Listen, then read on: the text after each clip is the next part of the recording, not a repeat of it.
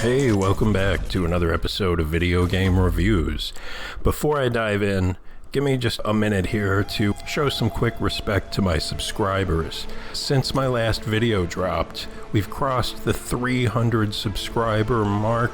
That's pretty dope, as the kids used to say. That breaks down to about 75 subscribers a year.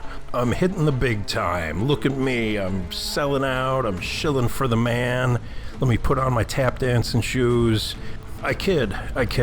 But in all seriousness, thanks for hanging in there. I really appreciate you guys. This would be far more strange if I had been doing this for literally no one for 4 years. So, again, thanks for being there, you guys. Appreciate it. Anyways, today I'll be talking about Bright Memory Infinite Gold Edition on the Nintendo Switch. If you don't know, Bright Memory is essentially a first-person shooter with some first-person platforming, yuck, some melee combat elements, and a couple of brief vehicle sections, one flying and one driving a rocket-launching luxury sports car. If you've heard anything at all about this game before, it's probably that it was developed by a very small team, it looks great, and it's too short. I'm going to address these one at a time. Obviously, I don't normally play many first-person games. I'll probably be repeating that several times throughout this just to emphasize, but those points listed above were enough to get me to give this game a chance for $20, which is what it sells for on the eShop. Because I don't play FPSs, an FPS that is short is actually a selling point for me. It's not a downside. But anyway, look, let's start out with the presentation, especially for a game on the Switch. This game is pretty darn sharp looking. I'm not only talking about the graphics, which are nice, but the enemy design, particularly later in the game, gets pretty darned interesting in a good way.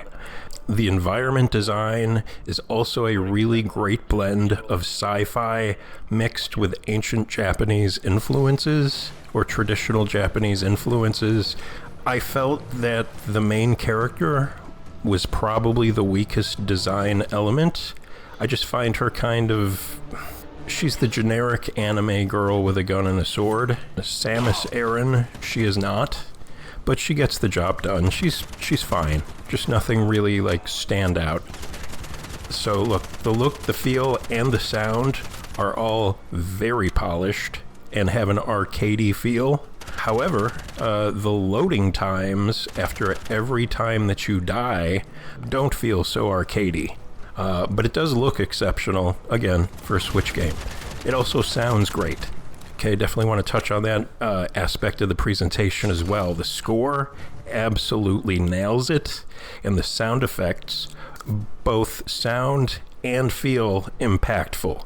I really wouldn't change much, if anything, about the presentation for this game, and again, from such a small team, it's pretty remarkable. Alright, so the other thing that I mentioned earlier is that people say this game is too short. Again, I disagree.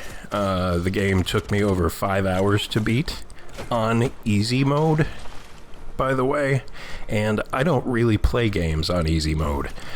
But as I've mentioned, I also don't really play FPSs, so this may get some chuckles, but I barely squeaked by and finished this game on easy mode.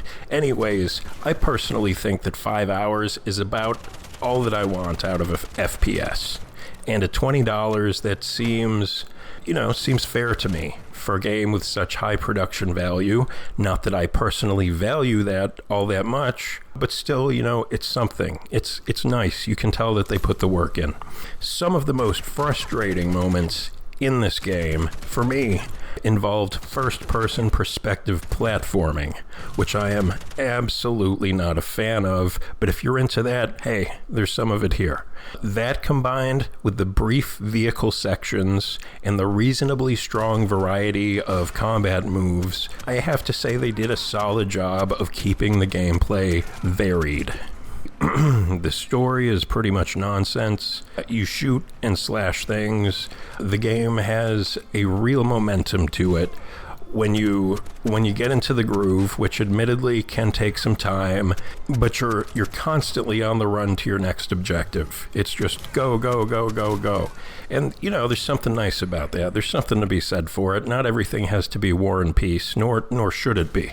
Bright Memory Infinite Gold is a quality experience from a production standpoint, as I've already said, but that doesn't save it from being a somewhat disposable experience, for me at least. It would have made an amazing weekend rental back in the day, so if that's your intention in picking this game up, I think you're going to like it. Like, you know, I had a good time with it, but as soon as I finished it, it was an easy uninstall to clear up space for me. It sells normally on the eShop for $20, which I think is a good value, but of course, you can always wishlist it and wait for a sale. The small team behind this game did a great job with something besides the presentation. The file size is only 2.6 gigs, and for a game that looks like this, quote-unquote short though it may be, this still seems pretty impressive to me that they were able to scrunch it down into such a small file size. Oh, it's also worth mentioning that you could kind of call this an on-rails FPS, and what I mean by that is just that there's really extremely little exploration. The 3D spaces are relatively confined and very linear. This helps, actually, with the aforementioned sense of momentum in your progression through the game. And as someone who, again, isn't a fan of the genre, I actually viewed this as a plus. Just let me have some fun and shoot some things that look and sound cool, and then that's enough. Get me back to my old man games. Anyways, I think that'll do it for this one. Thanks for watching. And if you think this was worth your time, throw me a like and a subscribe if you haven't already. And I'll see you next time, whenever that may be. Bye-bye.